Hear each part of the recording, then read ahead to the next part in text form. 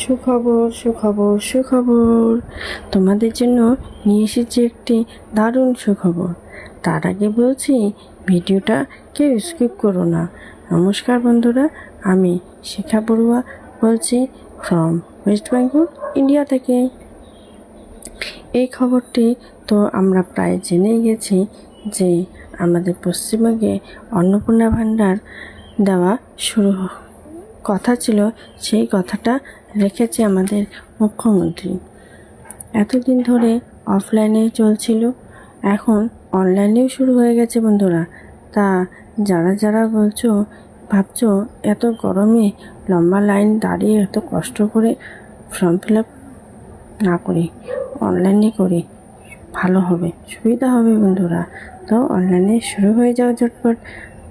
ভাবো তো এই টাকাটা দিয়ে আমাদের উপকার হবে, কতটা উপকার হবে।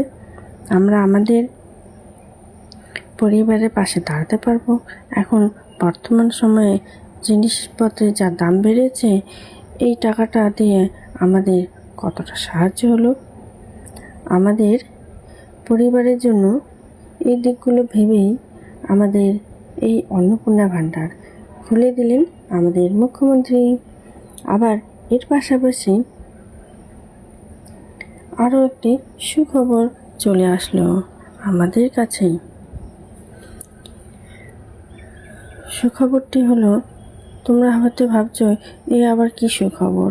দাঁড়াও দাঁড়াও, ধৈর্য ধরো, ধৈর্য ধরে এই ভিডিওটা পুরো দেখার চেষ্টা করো।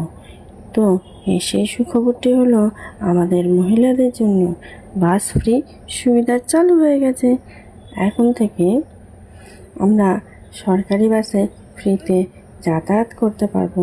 ভাবো তো কতটা সুবিধা করে দিল আমাদের সরকার। তবে হ্যাঁ, বাসে চড়বার সময় তোমরা নিশ্চয়ই আধার কার্ডটা সঙ্গে রেখো, কারণ ফ্রি বাসের জন্য যে টিকিট আমাদের তৈরি করতে হবে, সেই টিকিটটি তৈরি করা এখনও শুরু হয়নি।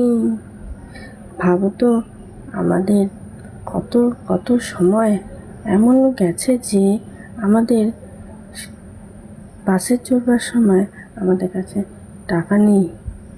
এখন আমাদের সেই দিন শেষ হলো। আমাদের আর ভাবতে হবে না যে আমাদের কোনো কাজে যাওয়ার সময় আমাদের হাতে টাকা নেই। কত মহিলারা আছে যে তাদের চাকরি, ব্যবসা এবং পড়াশোনা আরও কত গুরুত্বপূর্ণ কাজে যাতায়াতের সুবিধা করে দিল।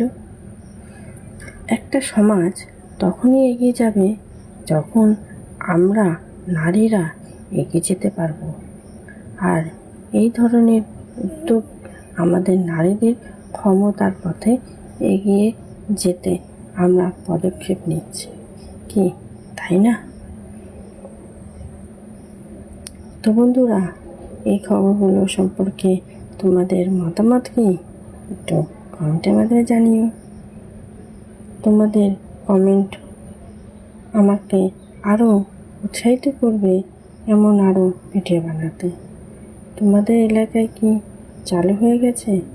এই তোমাদের পরিচিতি বা পরিজন কেউ এই উপকার পাচ্ছে? একটু জানিও।